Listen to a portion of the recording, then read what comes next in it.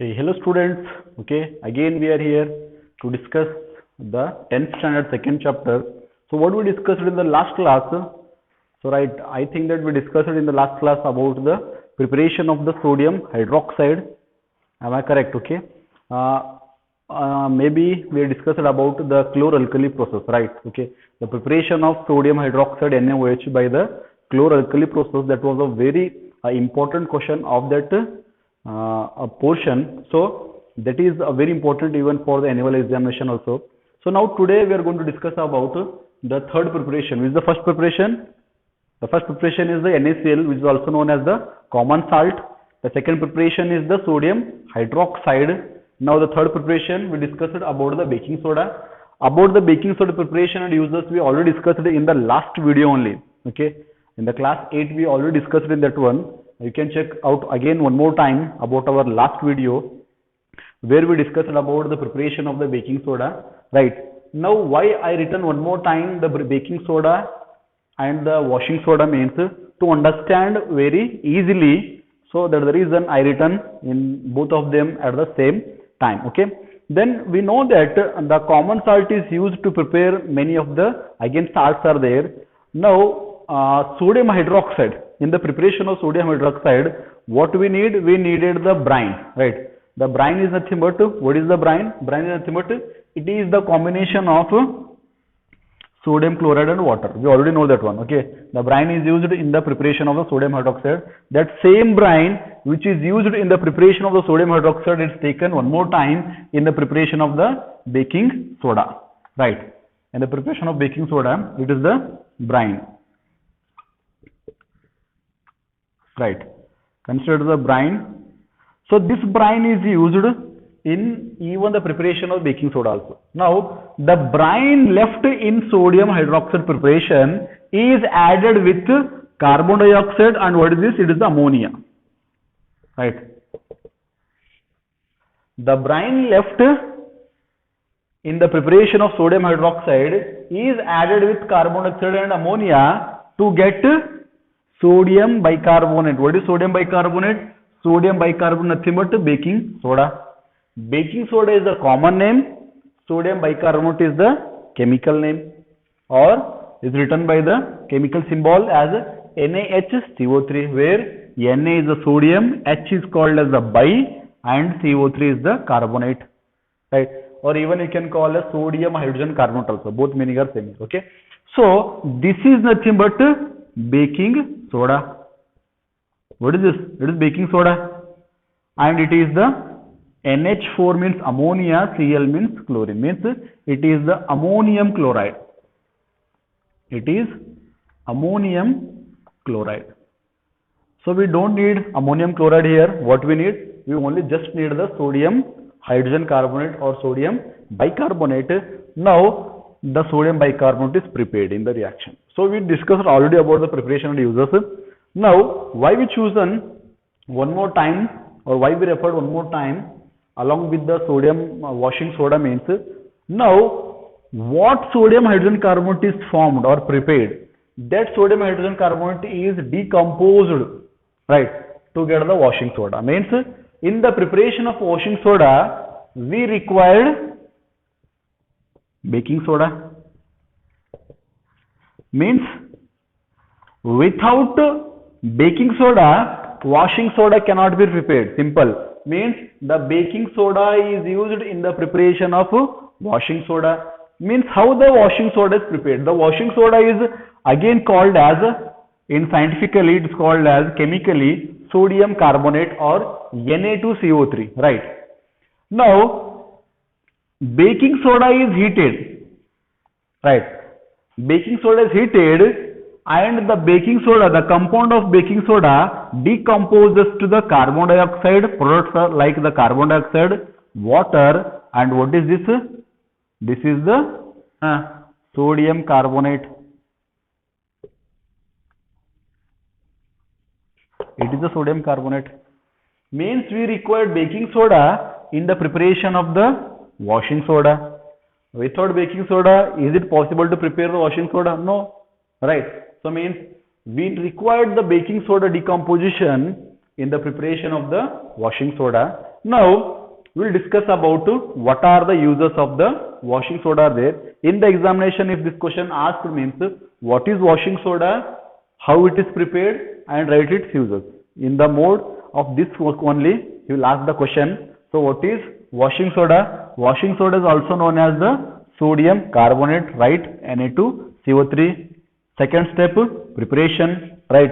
Sodium hydrogen carbonate upon heating gives the carbon dioxide, water and sodium carbonate. Now we will discuss about the uses. So now we will discuss about the uses of the washing soda, right? From which we prepared the washing soda? From the sodium hydrogen carbonate we prepared the washing soda. Now what are the applications or uses of the washing soda? First use is, we already know, it's a common, okay? Now washing soda meaning itself tells us that it is used for the washing purposes, right? Especially in the rural areas, right? In the rural areas the washing soda is used most of the cases. It is used in cleaning of the clothes, especially in the rural areas, right? In the rural areas the people used to wash the clothes with the help of the washing soda. That is the first application. Then the second application is, it is used in making the detergent, cake and the powder, right? Don't mistake mean the cake means it is the hard, okay? That same washing soda it is made hard and given the shape that's called as the cake, or you can say as the soaps like the Rin, Tide. So this all comes under the soaps also. So it's called a detergent, cake, and also it is used in the preparation of the powder also. Like these all in the powder form also they will come, right? The detergents also comes in the powder forms. So in that preparation also we are going to use the washing soda, right? Means the third application is in removing the hardness of water permanently. What we are using? We are using the washing soda. How it is, sir? How it will remove the hardness of the water? Simple. Remind one more time about the 8th standard. In purification of water, there are the two methods we discussed, right? The first method is boiling. The second method is adding washing soda or adding sodium carbonate. Means these two methods we discussed in a common manner. So now that is nothing but in removing the hardness of water permanently, again we require the washing soda, right? How means you see that the water which is called as the hard and which water is called as the soft. Simple thing.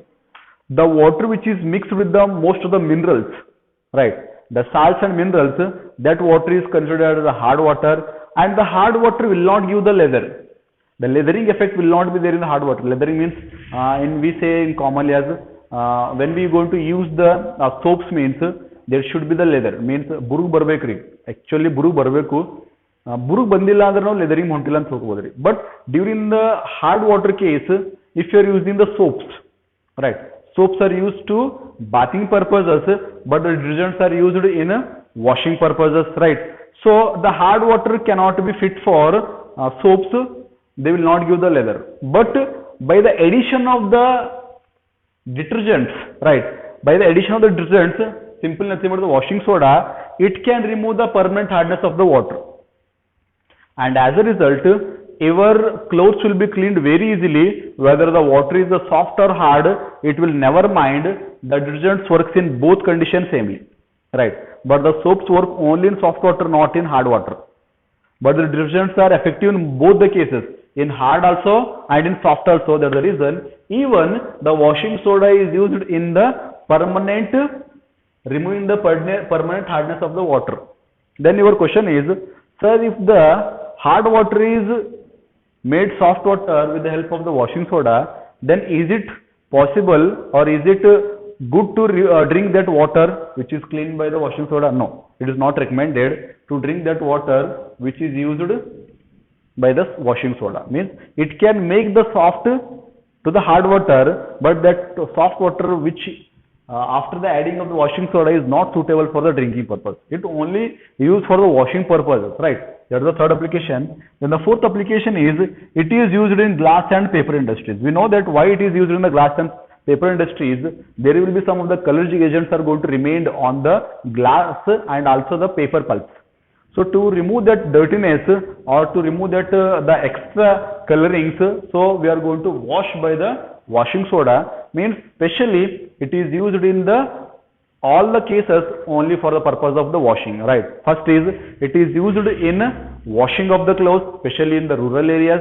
Second, it is used in the preparation of the detergent cake or even the powder also. Third, it is used in removing the permanent hardness of the water. And the fourth is it is used in paper and glass industries for the cleaning purpose. So right, so these are the applications of the washing soda. If it is asked in the examination for 3 marks, he will ask what is washing soda, write its preparation and mention its uses.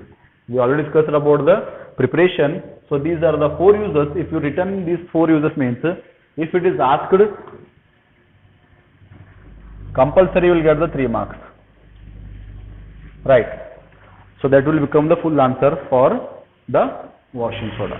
So now we will discuss about the next preparation. So now again, if you want to know more about the preparation of washing soda, keep it apart from the examination point of view. I am just giving the extra information about the washing soda preparation, right? How the washing soda is prepared, revise one more time.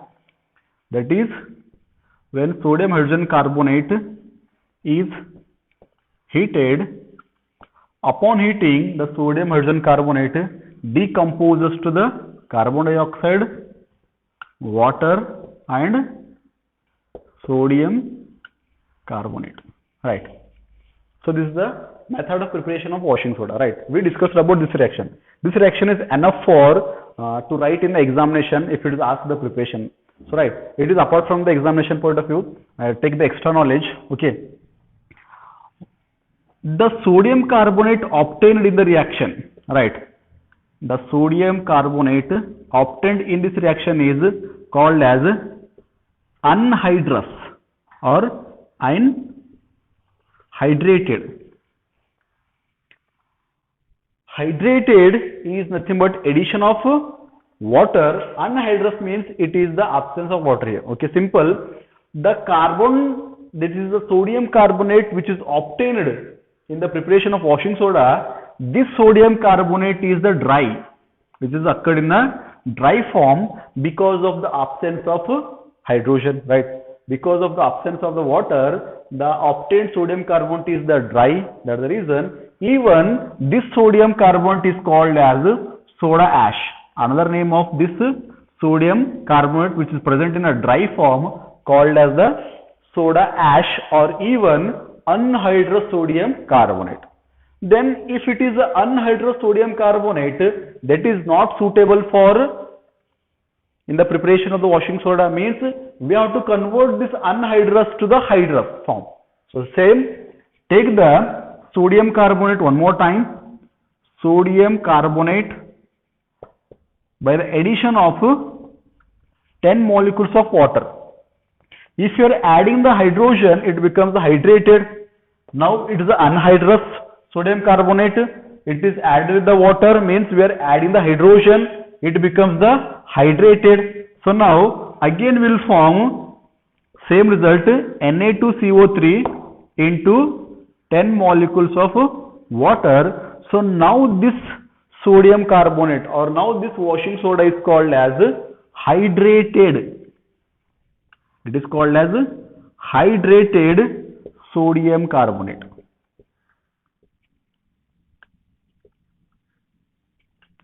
Because the dry is not suitable for making the washing soda, that is the reason the anhydrous sodium carbonate has to be added with the water to make it as the hydrated sodium carbonate.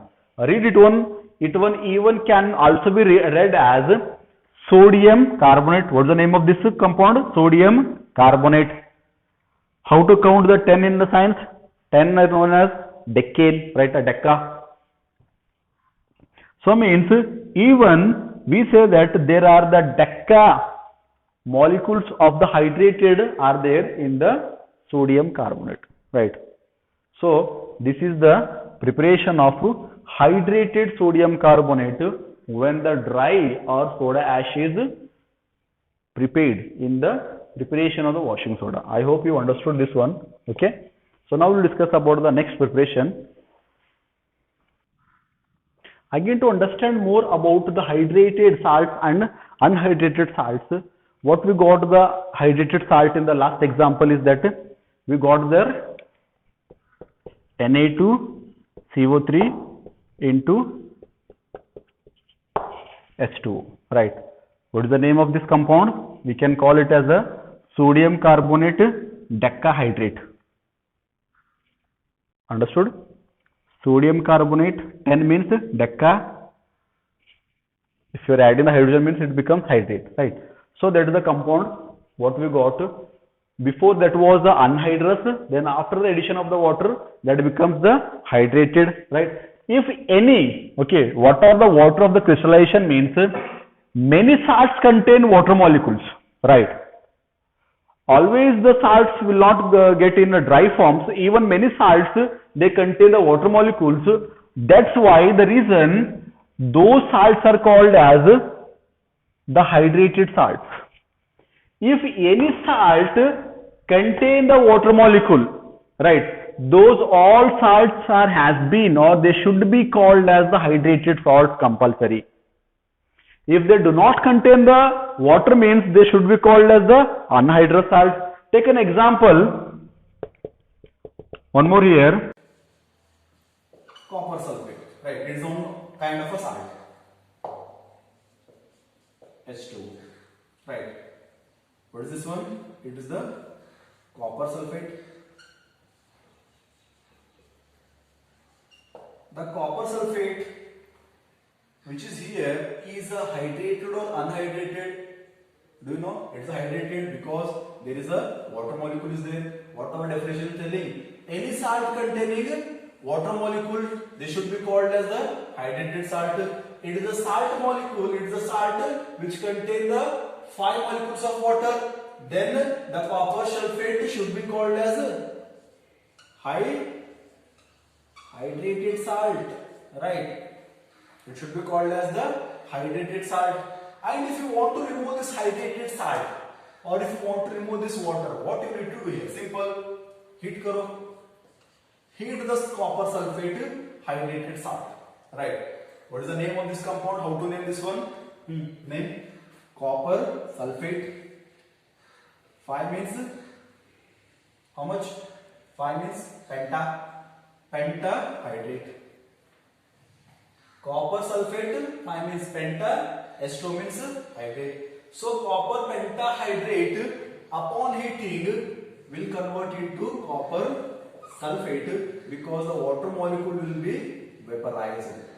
They will get into the environment in the form of the vapors. The remaining salt will be only the copper sulfate. Now tell me, is it hydrated or unhydrated? What the definition telling? Many salts contain water molecule. They are called as the hydrated salt. Now consider it as a salt.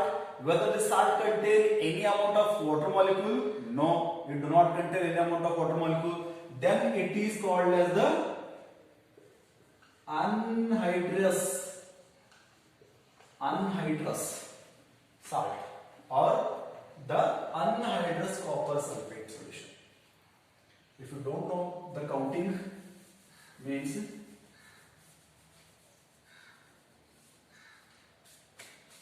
the 5 is known as the penta, right?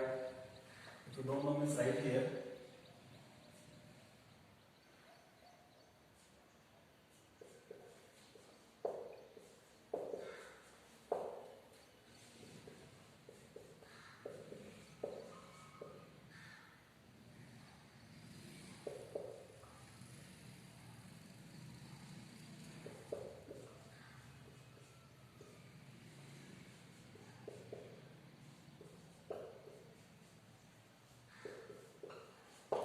It is a simple, okay, it is a simple manner of the counting the numbers.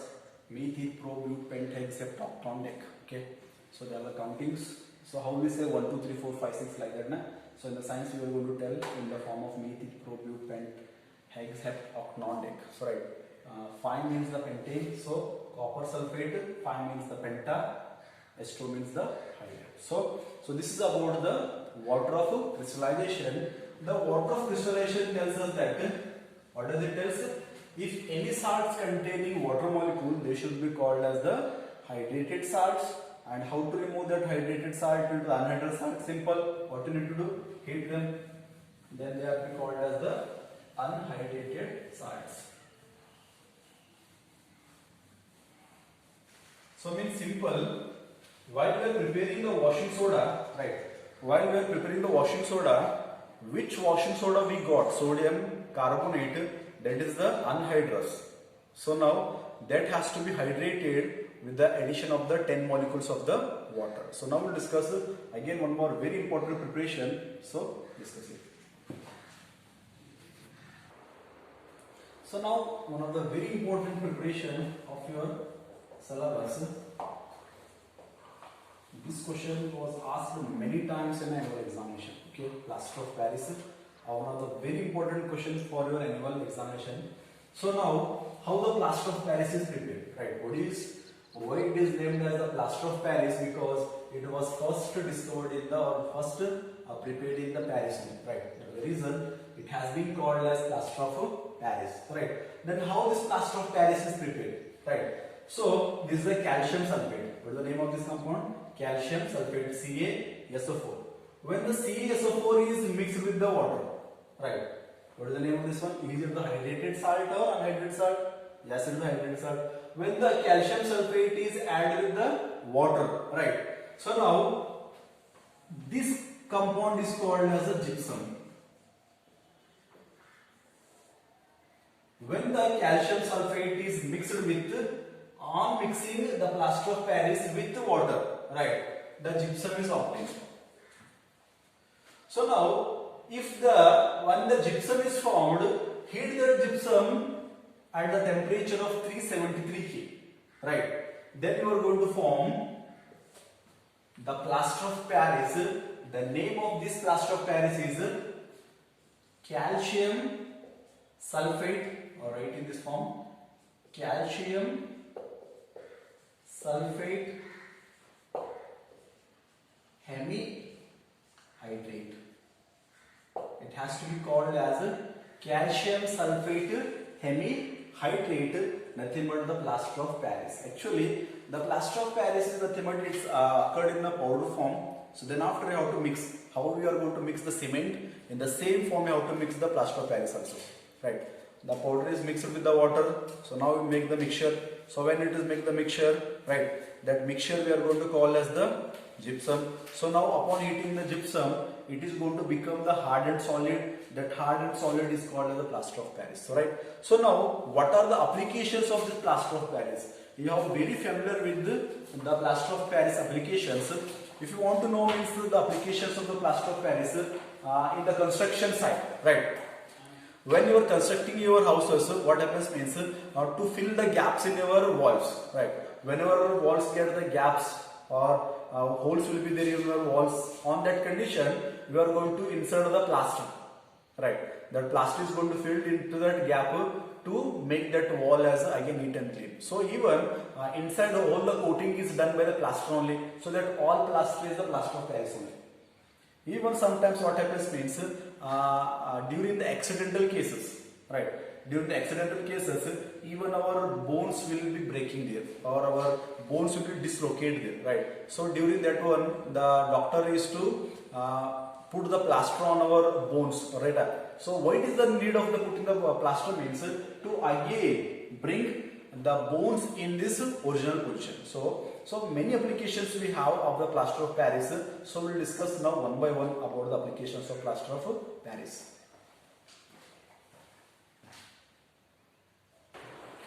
Then what are the uses of the plaster of Paris are there? There are many applications are there, but 4 are enough. Okay. So then even you can make these are separate one. I mentioned these all things in only one only. So now what are the uses of the plaster of Paris are there? Simple. What are the statues you are going to see on the roadsides? Okay, the statues of the many freedom fighters. So those all things they are made up of the plaster of Paris, right? Right. So first application is it is used in the making of the statues, the toys, the decorative materials, right? if any decorative material if you have in your houses means like there's all decorative items which are hard and solid, okay, which looks like the stony like things there, actually they are made up of the plaster of Paris only. Simple. When they fall down they will be get into the pieces. Simple. So actually the statues and the toys and all the decorative materials, they are made up of the plaster of Paris only. In the areas, okay, in our house also we used to keep many decorative materials like the image of the many things. So those all things are kept in only case of the decorative items, and again all the decorative items again they are made up of the plaster of Paris. That was the first application. The second application is it is used in the medicals. The bringing the fractured bones into the original position. So now only I said before, whenever in the accidental case what happens means our bones which get fractured and the position will be dislocated. So when the position of the bone get dislocated, the doctor will do the plaster to our whole arm only, so where it is fractured. So actually that plaster of Paris will bring down the dislocated bone into its original position. So that was the second application. You maybe know about this one, how that will work, okay. Many people are going to do the plasters to their hands, their legs, wherever they get dislocation of the bones. So you know that one very well. So again that is the plaster of Paris only. Then the third application is it is used to fill the holes and gaps on the walls in the houses, okay. Again, if you are constructing the new house, or even if you are constructed the new house also, so after some times what happens means even they will get some of the gaps also. To refill that gaps, so that holes, even we are going to use the plaster of Paris. Or even during the construction time only, the people used to prefer of doing whole the wall by the plaster only. So even in the construction site, in the walls, the filling the gaps, so again we are going to use the plaster of Paris. Again the fourth application is it is used by the dentist to make the molds of the teeth. Means if you have any teeth problem, that teeth can be taken out, or even they will take the directly the molds of your teeth only. Why means again to rearrange the teeth of your mouth. So again it has the vast application. Even it is used in the fire protection also. Many applications are there, but the 4 is enough for our syllabus. If it is asked in the examination means what is plaster of Paris, how it is prepared, and write it application. If you written this much means it's enough for you, okay. So up to this one, up to the plaster of Paris, your acid base and the salt chapter is completed totally. So what we discussed, it was a very big chapter, so it had taken a lot of the periods there, okay. So this is the end of the chapter actually. So in the examination, this acid base and the salt alone carries 7 to 9 marks in the annual examination, okay. So that's not easy. It's a very tough chapter and even a very important chapter for your annual examination. So what you need to do, simple, right? Don't take it as a very difficult chapter. So never think about that one. Only you need to practice the reactions. The reaction is everything in a chemistry. If you are forgetting the reaction, instead of writing something you written something else means you will get the 0 marks, okay. So while writing the reaction, you should be very careful that whether you are missing something or not. So you do that much. In spite of that one, that chapter is totally interesting and totally easy and important for your annual examination point of view. So I hope you understood this chapter. So now in the next video again I will be right back with one more new interesting chapter. So stay home, stay focused. Bye bye. Meet in the next video.